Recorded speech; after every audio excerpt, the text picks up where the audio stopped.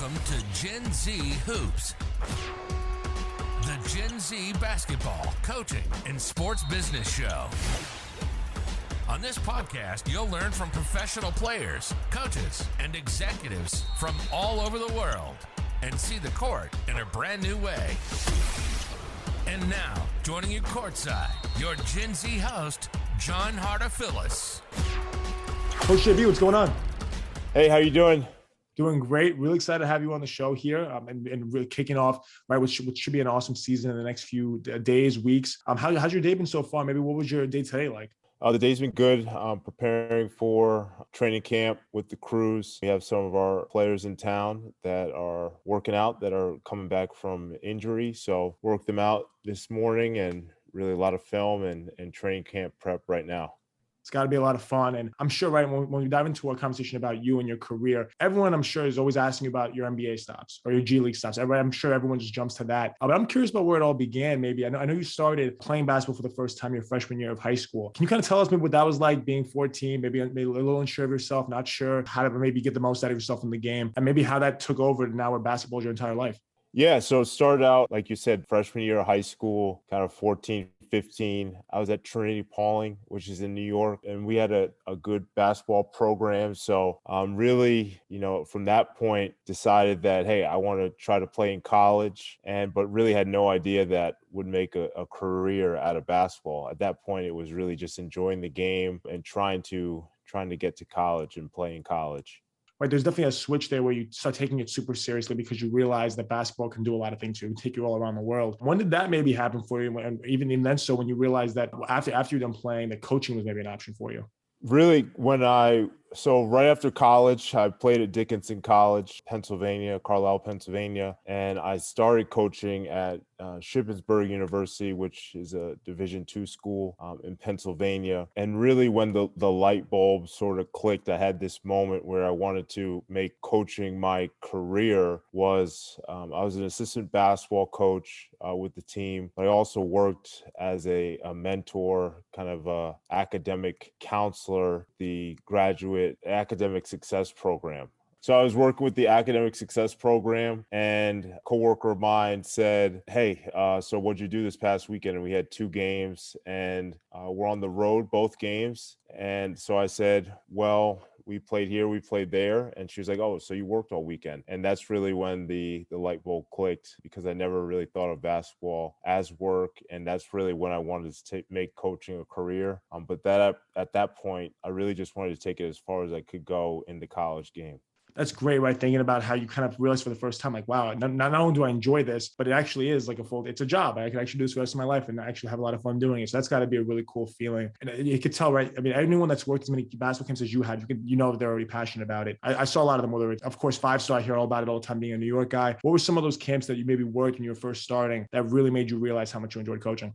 Yeah, so I really worked 5-star, UConn, Columbia, a lot of camps up and down the East Coast, the UCLA camp. I worked at UCLA, so I worked their camps, worked Long Beach State camp, worked the Pangos All-America camp. So I've worked a ton of camps, Adidas Nations. Really, it's a great foundation for teaching and learning the game and meeting new people. I can imagine it must be so beneficial to your coaching. What were maybe some of the camps that you maybe had the biggest takeaways from? You came back and said, you know what, now I can, I really have a change in my coaching philosophy, or how I'm going to approach these players and all. I mean, when we get to it now, all these different leagues that you played in. Really probably was the 5-star camp because of the station work. So I coached 5-star at the UCF campus in Orlando. The station work really focuses you to hone in on your teaching points, to kind of develop kind of those key aspects of the game that you need to implement to players in a short time frame. I can imagine, right? You're always making those connections on the fly. You're getting reps at doing that, which is super important. I actually noticed on Twitter you had posted a while ago about the difference between calling up and calling out. Could you please maybe explain what that means and what the difference is? Because a lot of coaches, right, maybe they just like yelling and screaming their head off, but maybe that's not the best way, or calling someone out might not be the best option when you really could make a great teaching point out of it. Yeah, absolutely. So sort of heard that from Monty Williams. I guess he made that popular. So saw that on Twitter, and I found that really unique because so often as coaches, we're looking to teach, looking to get players better, but a lot of times our teaching and coaching is taken as criticism, where really we're just trying to, make the player better, but it's so much of it is your approach and how you go about it. So it's really just trying to, like you said, call the player up, not out. We're not trying to embarrass you. We're just trying to get the best out of you.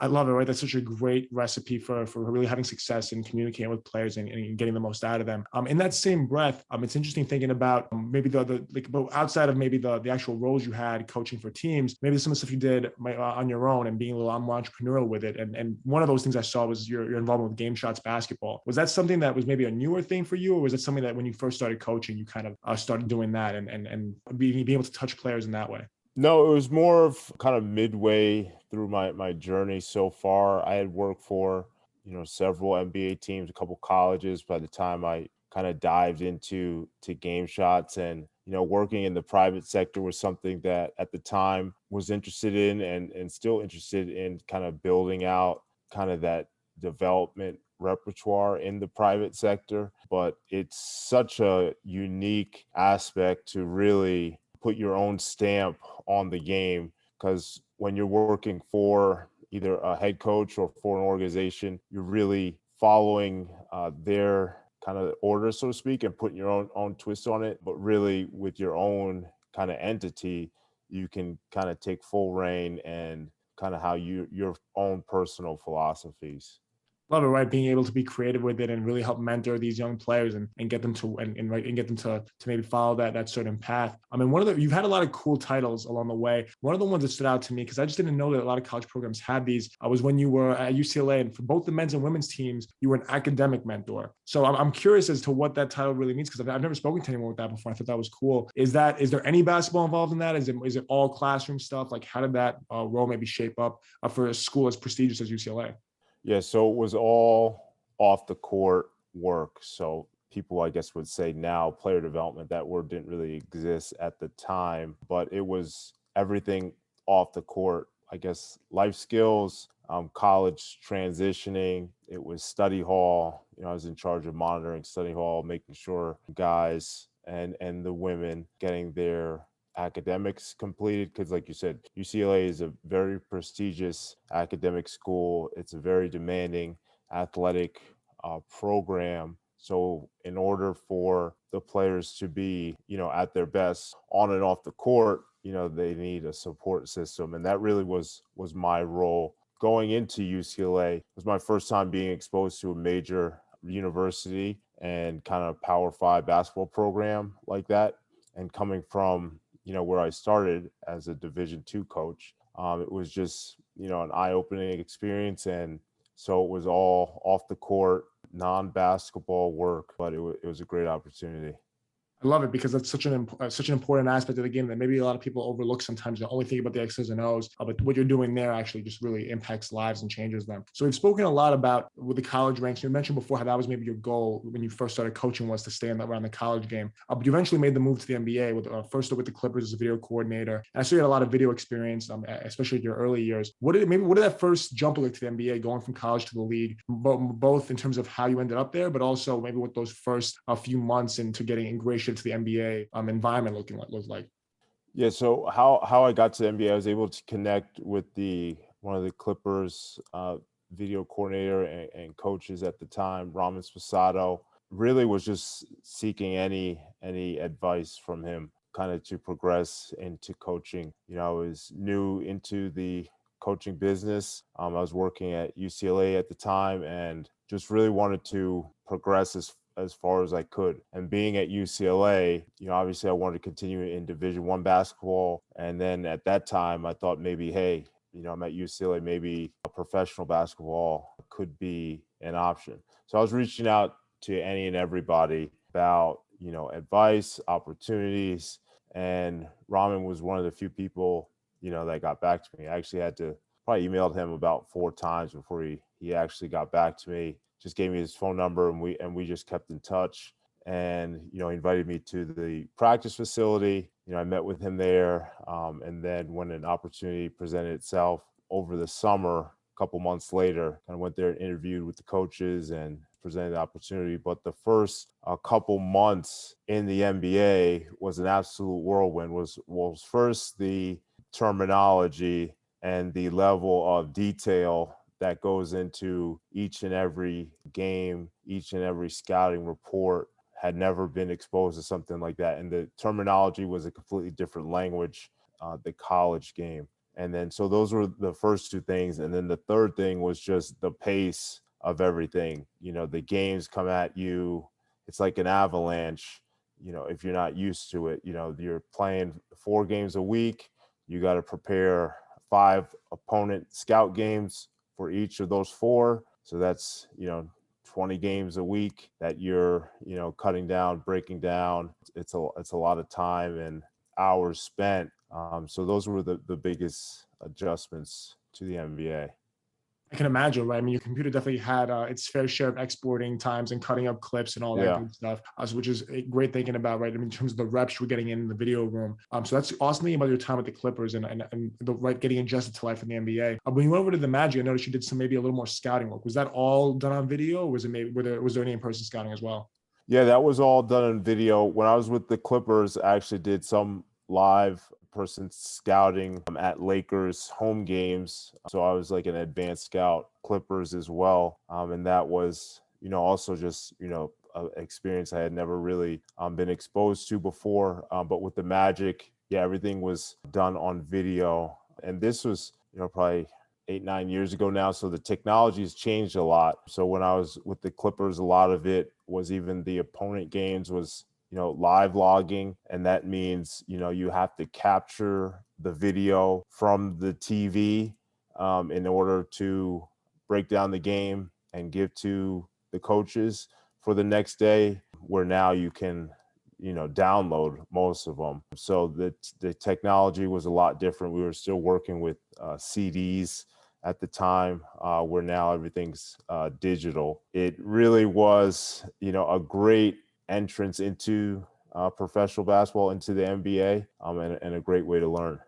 That's incredible thinking about, right, the crash course you kind of got in just all aspects of the video room. And I'm sure that prepared you so much. I noticed, right, and for listeners that don't know this in terms of the years, like this is really year after year, you're having all these changes happen, like, right, and it's really coming at you really quick. I noticed the year after that, you're now with the Westchester Knicks, and you kind of take on this role, and you've had this for a while, of being a defensive coordinator or defensive minded, whether it's assistant or in the video room. Was that something that the entire, maybe like, for a lot of time you were really always had that focus on defense, or did you maybe assimilate into that with that new role with Westchester? Yeah, sort of. It was a little bit of both.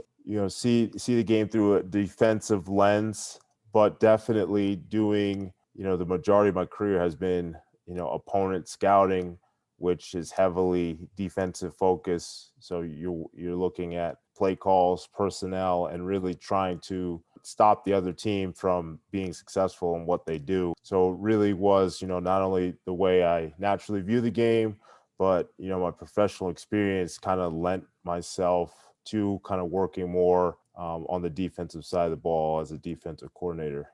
I love that, right? To really finding what you're really passionate about, what you're good at, what you really notice a lot of tendencies in. I mean, going all in on that, which is great. So a lot of those experiences, like whether it's Westchester or later on with the Lakers, and with the Lakers, you had more of a coaching associateship role. What was maybe that? Because it's funny, right? I love kind of breaking these all down because they're all such different stops and all so unique, whether it's with the team or with what you were actually doing. But then moving on to the Lakers, was that a similar thing where it was defensive minded or video related, or were we maybe doing more coaching work maybe on the floor? Yeah, it was definitely still a lot of video intensive, did a lot of player development on the floor, but also, worked. I, had player development responsibilities on the floor and then video responsibilities, but also, also always trying to look to add value. I would do defensive edits for our defensive coordinator for every game. And so that was another way that, I assisted with the defense was, say if we're playing, the Miami Heat tomorrow, what are they doing? What pick and rolls are they running? How can we best guard them? What are the type of adjustments can go to if our base coverage isn't working? I love it. So definitely doing more broad things, getting on the floor and doing all that stuff with the players, but also always having that background you can always go to in the video room, and those skills that you'll have forever. Having started out there and having grown so much in that role, which is so cool. The one thing, right, I'm sure that this is so cool when I saw this, was your time over in China. Can you kind of go over that a little bit, and maybe what made you think about going overseas and how that all played out, just even to begin with? Yeah, so I've been to China 3 times coaching. The first time, really, I was coaching a tour team, which is American players that go over to China to play exhibitions, really just to get professional exposure. So these are guys that maybe have played 1 to 2 years in the NBA, maybe a couple of years in the G League or just overseas, and they are just going to China to get exposed to the market to, hopefully get a job. So it was myself. I was the head coach, and then I had 10 American players, and that was it. Didn't have any assistants, didn't have anything. And we went to China for over a month, and we went all around China playing CBA, which is the top league in China, and NBL teams, which is basically China's G League. And the way I had gotten that opportunity was Will Voigt, who was the head coach of the Bakersfield Jam, was the Clippers kind of G League affiliate at the time. So had that connection there, and he reached out to me about being the coach, and that's how I originally got to China. And from there, it really was just kind of relationships and kind of people knowing me. At the time, before I went to China originally, I was training a CBA player, a point guard that was an all-star in the CBA. His translator I became friendly with, and when I went on that tour team, was a translator for one of the teams that we played against, that I coached against. And he introduced me to a GM in China, and then a couple years later, I was able to be the head coach of an NBL team in China with that same GM. So basketball is a small world, and kind of these opportunities kind of snowball, so to speak. Okay, that's the story at the end. Networking story is incredible, and I can't wait to get back to it. But before we do that, I have to ask you, because I've never heard this before ever, whether it's the grassroots level. I mean, I coach freshman basketball, JV basketball. You were a head coach, and you didn't have any assistants. That's unheard of. Can you talk a little bit about that experience going over there? I mean, was there anyone to help you out, or was it really all you?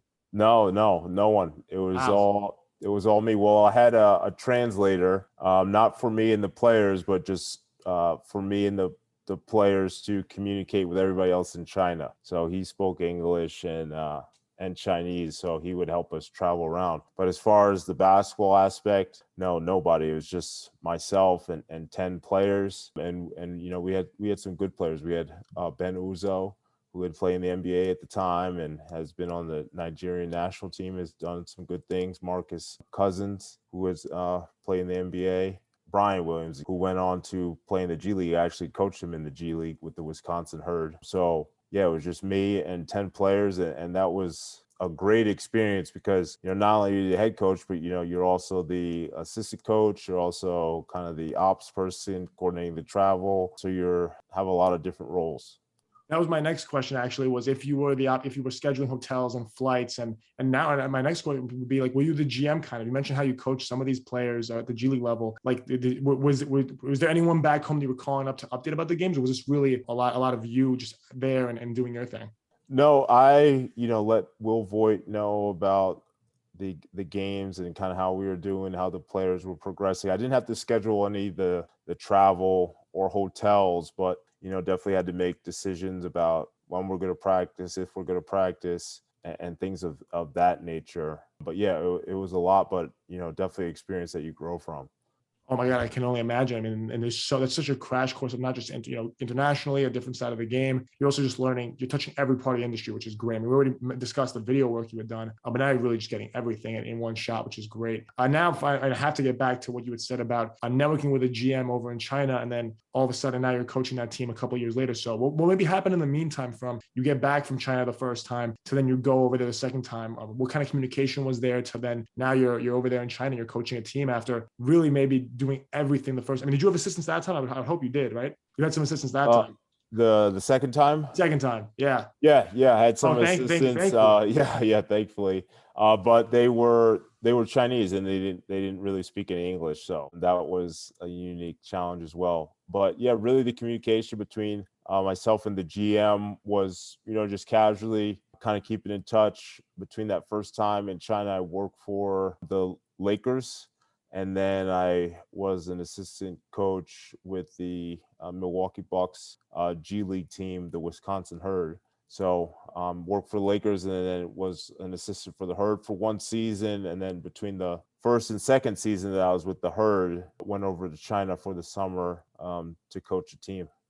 That is so cool. Do you have any plans of going to China again soon? Were you there the last few months? How did maybe go most recently? Maybe the last since COVID. Was you were able to get over there recently or now? No, not since COVID. I was there before COVID with the Guangzhou Long Lions, doing player development work, and I've done some consulting since then until I started here with the Pistons. But yeah, haven't been to China recently. But you never say never in the basketball world. China's an amazing place just culturally.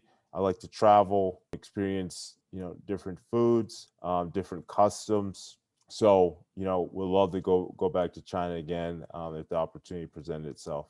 That's so cool. And you mentioned, right, you're new with the Pistons. You have the shirt on. Are you in the video room right now, or where? Yeah, in the coaches office. I love that. A lot of, now that the season's coming up, a lot of my shows are being done in the video room, which is great, in the coaches room. So that's obviously really exciting to think about. What maybe was the process of you now? I mean, obviously the Motor City Cruise is a brand new G League team this year after having moved. So what's maybe the process was like of you? I saw the graphic with all the new assistant coaches. You guys are all coming at the same time. Like, how did that kind of shape up to what you're doing now? It was just a mutual connection between myself and the head coach, DJ Baker, a coach who I had worked with the Clippers.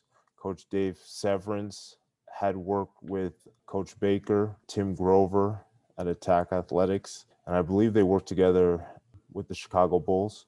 So I knew Dave really well, but I did not know Coach Baker, and Coach Severance, Dave, introduced us and kind of just went through the interview process and was fortunate enough to get hired. Coach Dave's actually also we're talking about all the Pistons guys before the show, but Coach Dave Severance also was on the show about probably 150 episodes ago, somewhere like that. Yeah. So he's a great guy. I got to meet him at Summer League, which was really cool. But awesome. Yeah, Dave's the best. Yeah. Oh yeah, no, he's so cool, and the presentation he gave about scouting was just will like absolutely knock your socks off. And he also was able to get some Gen Z Hoop socks, which I have to get you after the show. Definitely hook you up with some merch. Thinking about, I mean, it's so cool thinking about how that connections work, and right, all those years later, you were with the Clippers almost 10 years ago. Now all the way in 2021, which is so cool. We discussed at the beginning of the show, but when is the first game, the training camp? How does that all kind of going to shape up for this awesome new team over there in Motor City? Training camp starts October 26th, and then our first game is November 5th, I believe, the 5th or the 6th. Awesome. No, so I'll definitely, and then I have it on my schedule. When you guys come to Long Island Nets, I'll definitely be there for that game, which will be a lot of fun back in New York. So that'll be a lot of fun. But just thinking about, right, your new Motor City Cruise, how much fun that's going to be. I saw the lead assistant coach and the defense coordinator, so back to what you may be used to in all those roles in the past. So can't wait to see what you're going to do there. And just really an exciting season coming up for the G League as a whole, but also for Motor City, kind of being closer to, moving closer to the Pistons, having that connection there, and being ready to really take the season by storm. It's going to be fun. Yeah, absolutely. I think, the Pistons are absolutely doing it right here. It's a brand new team, and, I think we have the best situation in the G League, between the practice facility we practice, where the Pistons practice, our arena at Wayne State University's brand new arena. The facilities are incredible, and just our coaches, between the Pistons head coach, Coach Casey, and Coach Baker. I think it's the best tandem in the G League. That's amazing. I can't wait to see that all take shape. Now, we mentioned a lot before we go. We mentioned so much about networking this whole show, and I noticed you're the first guest ever to have 2 LinkedIn accounts. So, to clear it up for our viewers, which one is the one that you're actually using? Is it the one with MS in the title, or the other one that was maybe more generic? I think it's the one we're connected on, right? The one without the MS, the one with the MS. The one that I use is, so it's kind of a weird story. So the one that I use is the one that has the Pistons on it. The other one was hacked, and so I can't get on there. Someone like went in there, changed the password, and it's been, I guess, disabled. So that's kind of the story behind it. Well, LinkedIn support is very difficult to get through to. I've tried many times with the show because I'm always in LinkedIn jail for all the connections I send. Maybe we can send a little ticket in, fix it up, make sure there's only one real JB Benjamin account up there on the internet. For our listeners, so they know where to find you on LinkedIn and connect with you. I'm really excited to have you on the show. This was awesome. We looked into you more. I mean, at first, right, I saw, that's so cool, Motor City, all these G League stops, and I looked into the China stuff. I'm like, wow, this is such an amazing story. And I had no idea, I can't tell from your LinkedIn profile, that there were no assistant coaches with you that first year. So really so much into this story that I thought was incredible. I mean, I really want to thank you for coming on the show and sharing that with our listeners. I really appreciate it. Yeah, no problem. Yeah, thanks for having me, John. It was a pleasure. You know, I've seen previous episodes, and I appreciate you reaching out. Thanks for listening to Gen Z Hoops. Make sure to follow, like, and subscribe on Instagram, LinkedIn, and all major social media platforms at Gen Z Hoops. You can tune in and subscribe on Apple Podcasts, Spotify, YouTube, and every other podcast platform on the planet. Get ready for the next episode.